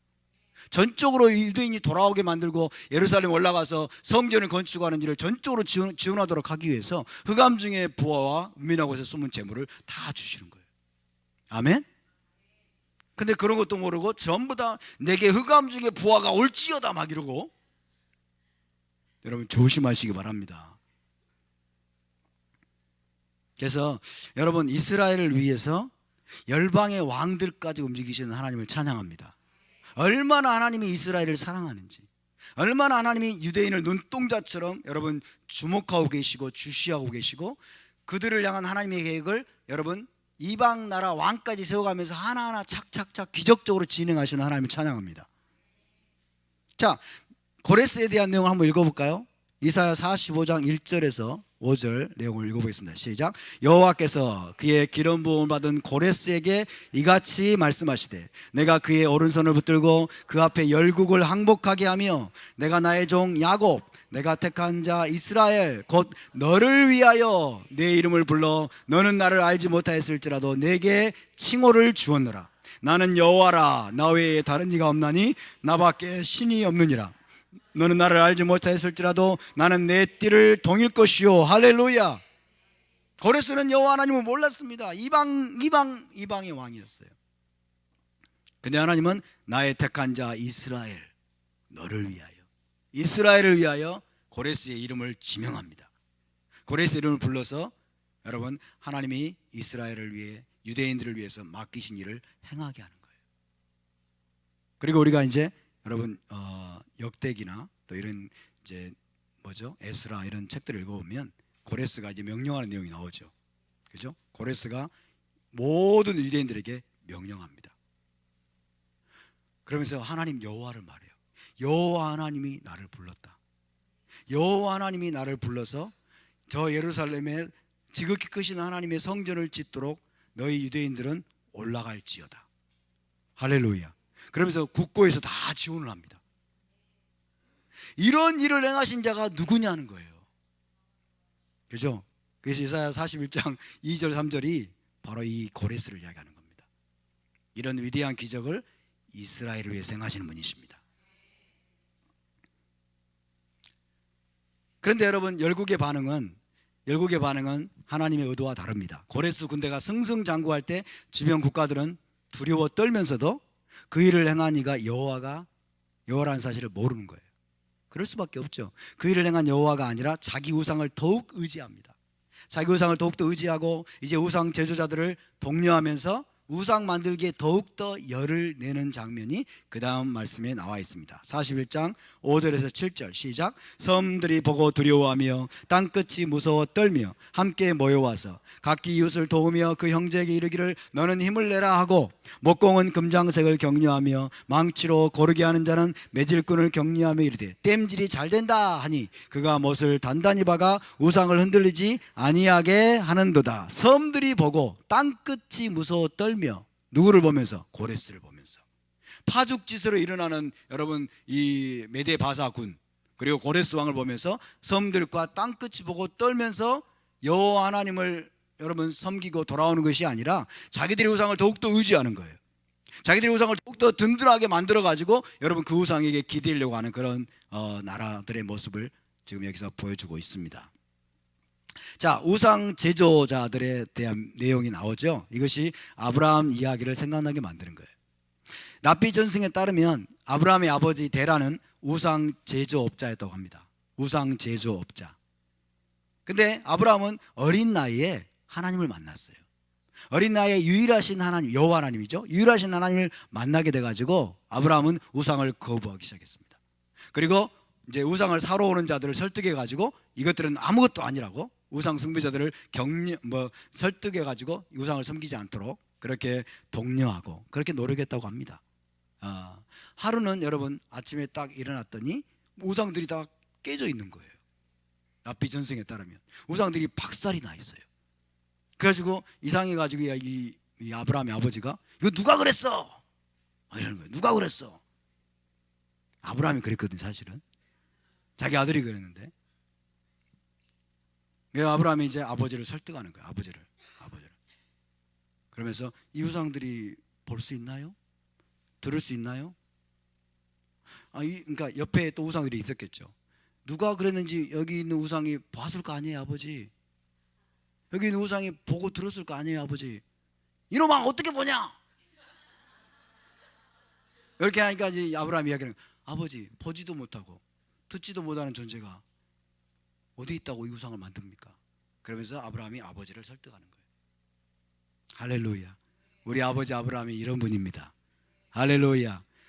우리 아버지 아브라함을 하나님이 만나 주셨어요.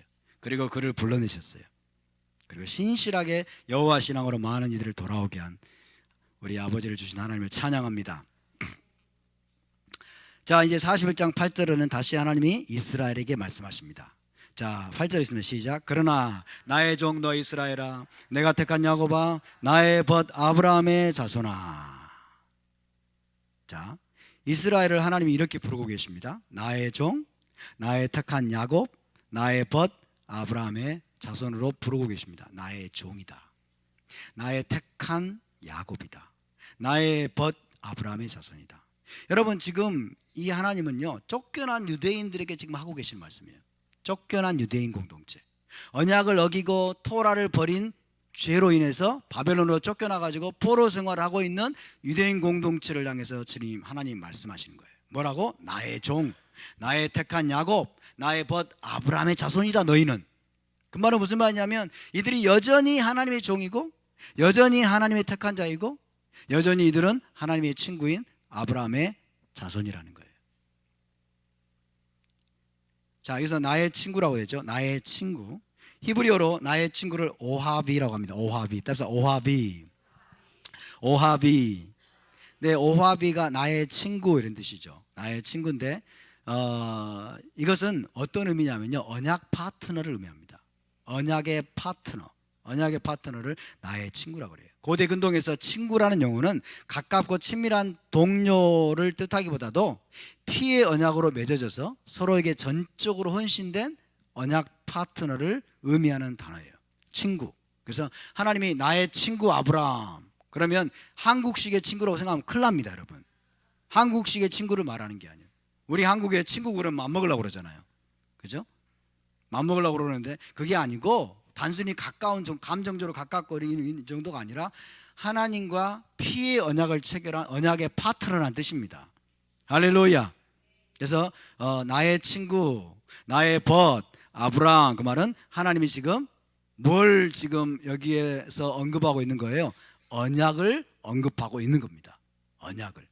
그래서 나의 친구 아브라함, 하나님이 아브라함과 맺은 언약을 기억하고 계시고 그 언약에 수반된 책임과 약속들을 이행하는 데 지금 헌신되어 있음을 상기시키는 거예요.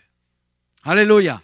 그래서 이 언약적인 책임과 약속들을 언약의 계승자인 유대인에게 이행하실 것을 말씀하고 있습니다. 아멘입니까? 너 아브라함의 자손아, 나의 벗 아브라함의 자손아, 나의 언약 친구 아브라함의 언약을 계승한 너희 유대인 공동체, 너희 이스라엘아, 내가 아브라함에게 약속한 그 약속과 그 언약적인 책임을 내가 너희에게 이행할 것이다. 할렐루야. 여러분, 대체 신학이 뭡니까 도대체?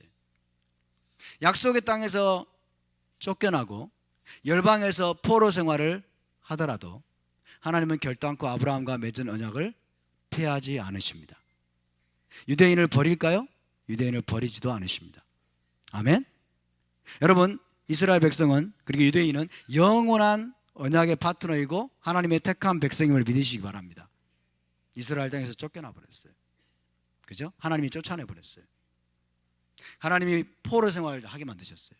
2000년 동안 떠돌게 만드셨어요. 아하, 하나님이 이스라엘을 버리셨네. 이제 아브라함 언약 끝났네. 유대인과 맺은 언약을 하나님 이제 끝냈네. 이게 아니라고요. 이게 아니라고요. 쫓겨나 있는 유대인들에게, 바벨론에서 포로 생활하고 있는 유대인들에게 하나님이 지금 동일하게 말씀하시고, 나의 종 너 이스라엘아, 내가 선택한 야곱아, 나의 벗 아브라함의 자손아. 쫓아내도 하나님은 버리지 않으십니다. 아멘. 징계는 있어도 여러분 언약의 파기는 없는 줄 믿으시기 바랍니다. 계속 보실까요? 이사야 41장 9절 시작. 내가 땅 끝에서부터 너를 붙들며 땅 모퉁이에서부터 너를 부르고 내게 이르기를 너는 나의 종이라. 내가 너를 택하고 싫어하여 버리지 아니하였다. 할렐루야. 여러분, 땅 끝, 땅 모퉁이라는 표현이 나오는데 이게 무슨 뜻일까요? 유대인들이 쫓겨간 땅의 모든 사방을 말합니다. 그죠? 땅 끝, 유대인이 쫓겨가가지고 포로 생활하고 있는 가장 먼 곳을 말해요. 이스라엘 땅에서 가장 먼 곳. 아멘. 그래서 이 땅 끝에서부터 너를 붙들고 땅 모퉁이에서 너를 부르고. 할렐루야. 유대인들이 여러분 이스라엘 땅에서 가장 먼 곳까지 쫓겨나가지고 포로 생활을 하고 있어도 거기서 너를 붙들어 주겠다는 거예요. 바벨론 포로 생활을 여러분이 아십니다. BC 586년 예루살렘 성과 성전이 파괴되었고 유대 국가가 멸망했습니다. 유대인들은 바벨론 포로로 끌려갔습니다. 그러나 그것이 하나님이 언약을 폐하시고 유대인들을 버리셨다는 의미가 아니라는 게 결코로. 또 여러분, 그래서 땅 끝에서도 하나님의 유대인 공동체를 붙드시고 부르셨으며 선택하셨고 거절하지 않으셨다. 땅 끝에 가 있어도 그들이, 아멘입니까? 그들은 여전히 하나님의 종이라고 말씀합니다. 너는 나의 종이라. 할렐루야.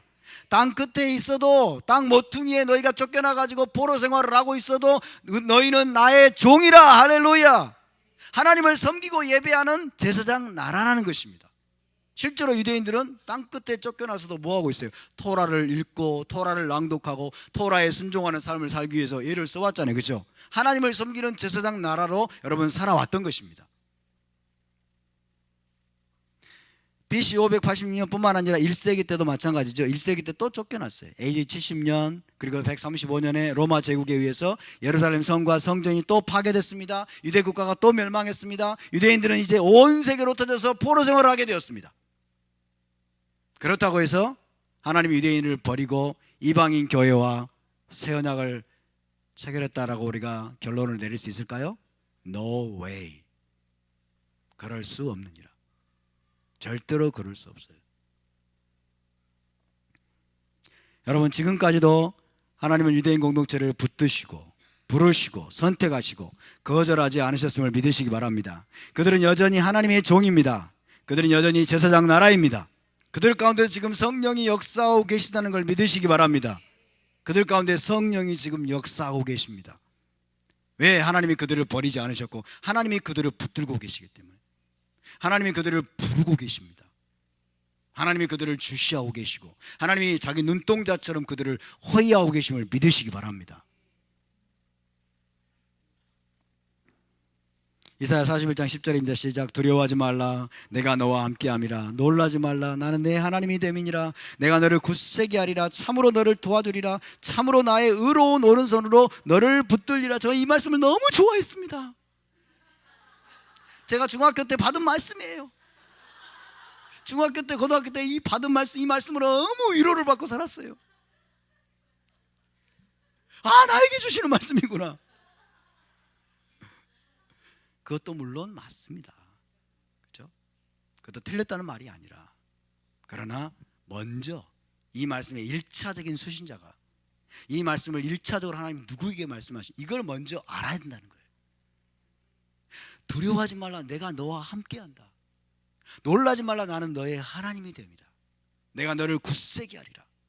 참으로 너를 도와줄 것이다. 나의 의로운 오른손으로 너를 붙들 것이다. 누구를? 바벨론으로 쫓겨나 있는 유대인들에게. 2000년 동안 전 세계에서 흩어져 가지고 포로 생활하고 있는 유대인 공동체를 향해서, 아브라함의 자손을 향해서 하나님이 지금 이 말씀을 선포하고 있는 겁니다. 아멘. 우리 기독교가 얼마나 큰 죄를 저질렀습니까? 가톨릭과 우리 기독교가 얼마나 큰 죄를 저질렀어요. 이 말씀을 알지 못해가지고. 심지어 마틴 루터까지 유대인에 대해서 반유대적인 책들을 만들어내고 유대인을 회당을 불살라라, 포라라, 태워라, 유대인을 죽여라, 이런 말들을 퍼뜨리고. 너무 가슴 아픈 일이잖아요. 여러분, 이거 바로 언약의 능력입니다. 이게 바로 언약의 능력이에요. 하나님은 아브라함과 맺은 언약을 지금까지 이행하십니다. 유대인은 지금도 언약의 자손입니다. 그래서 유대인 공동체와 하나님은 함께 계시고 그들의 하나님이시고 그들을 굳세게 하시고 그들을 도우시고 의로운 오른손으로 붙들고 계십니다. 의로운 오른손은 메시아를 지칭하는 표현이에요.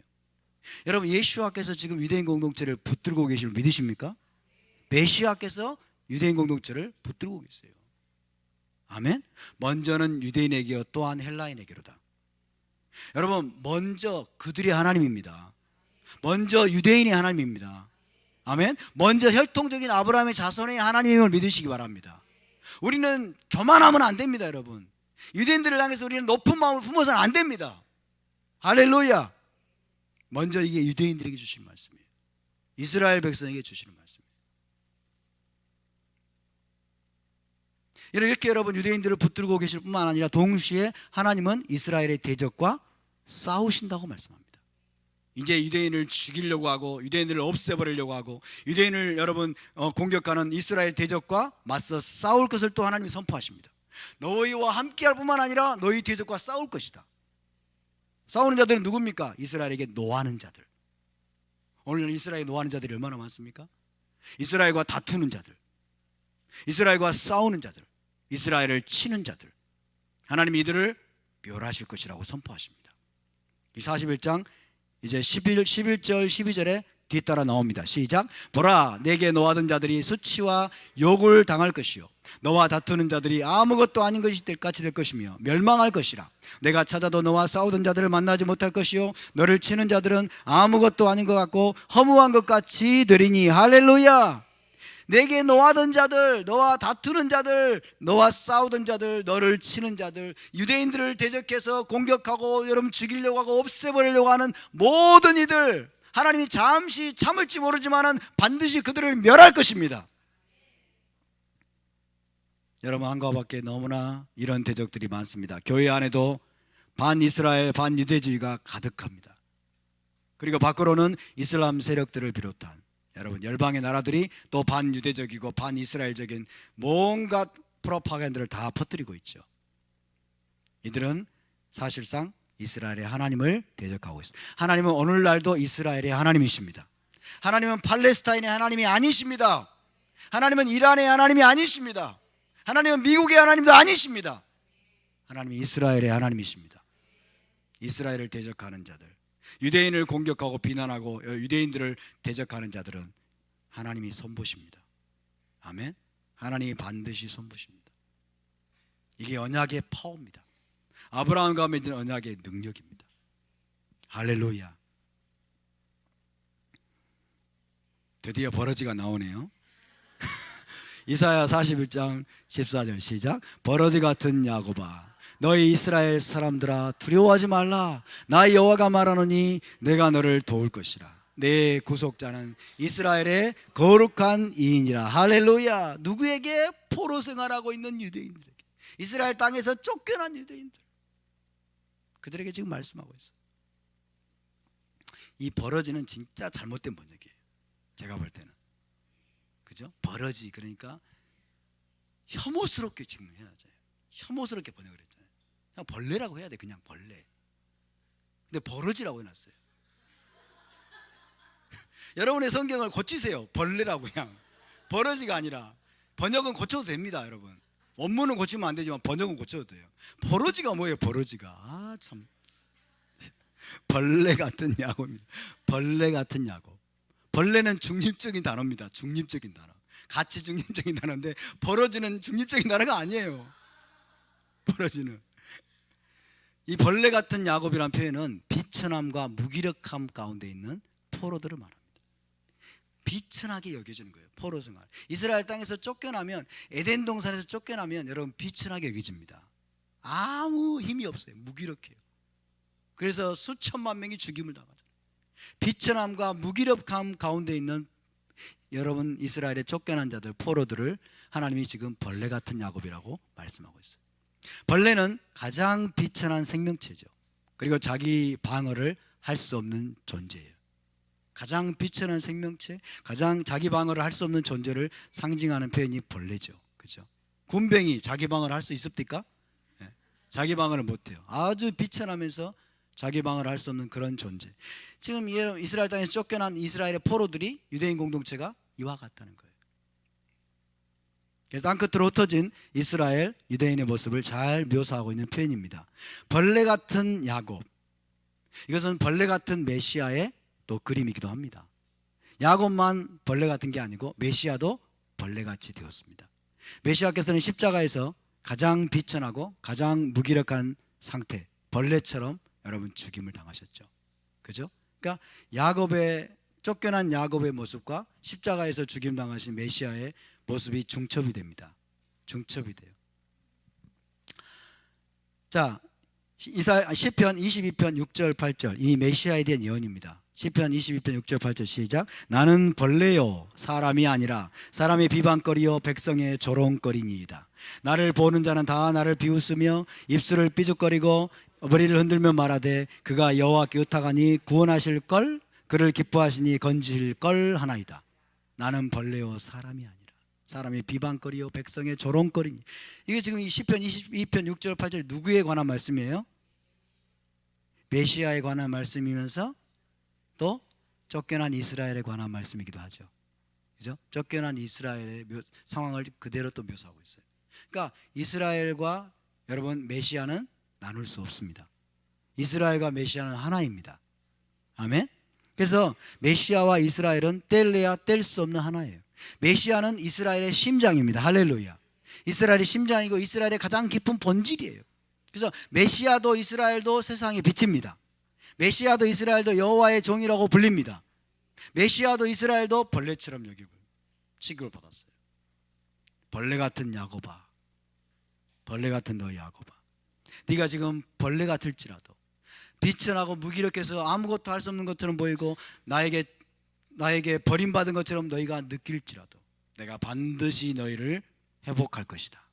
내가 너희를 붙들어 줄 것이다. 할렐루야. 이것이 하나님의 메시지입니다. 그래서 마지막 때 이스라엘의 거룩한 이가 그들의 구속자가 되실 것이다. 이스라엘의 거룩한 이가 누구일까요? 여호와 하나님 자신을 말합니다. 여호와 하나님 자신이면서 메시아를 가리키는 표현이에요. 아멘. 하나님이 직접 메시아를 통해서 이스라엘을, 쫓겨난 이스라엘을 여러분 완전하게 구속하실 것을 믿으시기 바랍니다. 내가 너를 도울 것이라. 내 구속자는 이스라엘의 거룩한 이인이라. 자, 마지막으로 이사야 41장 15절에서 16절 시작. 보라, 내가 너를 이가 날카로운 새 타작기로 삼으리니 내가 산들을 쳐서 부스러기를 만들 것이며 작은 산들을 겨같이 만들 것이라. 내가 그들을 까부는 즉 바람이 그들을 날리겠고 회오리 바람이 그들을 흩어버릴 것이로되 너는 여호와로 말미암아 즐거워하겠고 이스라엘의 거룩한 이로 말미암아 자랑하리라. 할렐루야. 이스라엘의 운명이 극적으로 바뀝니다. 이스라엘의 운명이 여러분 완전히 역전됩니다. 할렐루야. 과거에는 짓눌리고 핍박받고 학대받고 벌레같이 여러분 무기력한 존재였다면 하나님이 이스라엘을 이제 이가 날카로운 새 타작기로 삼을 것이다. 할렐루야. 산들을 쳐서 부스러기를 만들 것이고 작은 산들을 겨같이 만들 것이라. 이것이 바로 메시아 시대에 대한 예언입니다. 이스라엘을 하나님이 날카로운 타작기로 삼으실 것이다.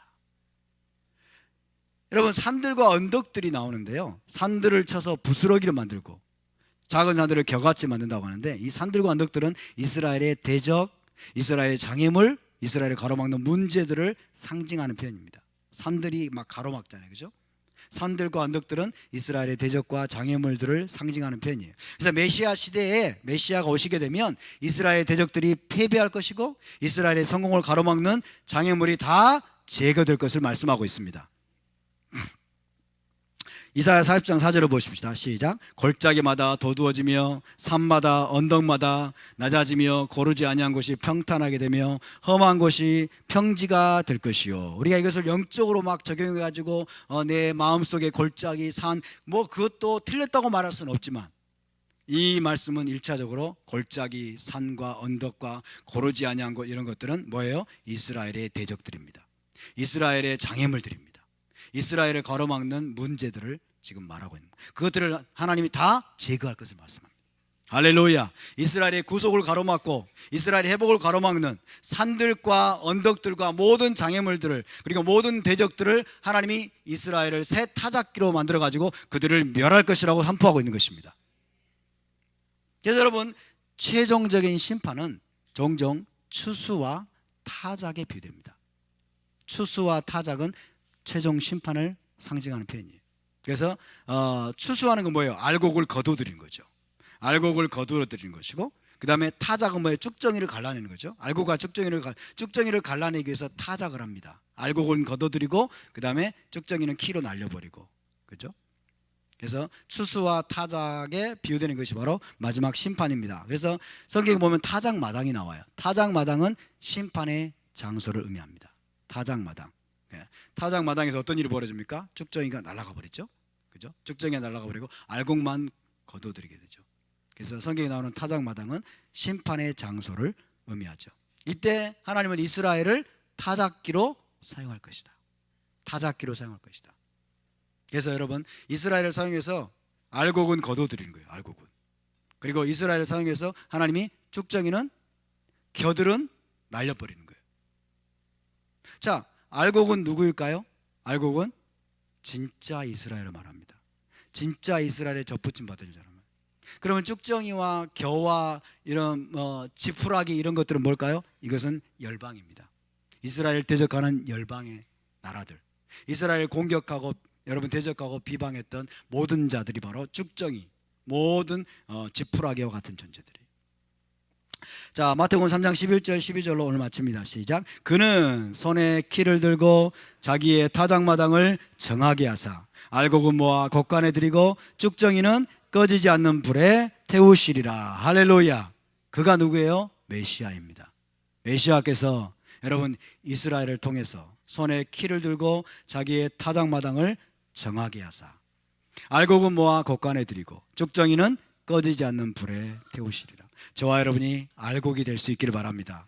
저와 여러분이 순수한 이스라엘이 될 수 있기를 바랍니다. 저와 여러분이 이스라엘 편에 설 수 있기를 바랍니다. 이스라엘과 함께 설 수 있기를 바랍니다. 유대인들을 우리가 축복할 수 있기를 바랍니다. 그럴 때 저와 여러분이 메시아 왕국의 곡간에 여러분 함께 그들과 거두어 드려지는 복을 누리게 될 것입니다. 아브라함의 복을 함께 누리는 저와 여러분이 될 수 있기를 주님의 이름으로 축복합니다. 자, 오늘 함께 일어나서 기도하고 마무리하도록 하겠습니다.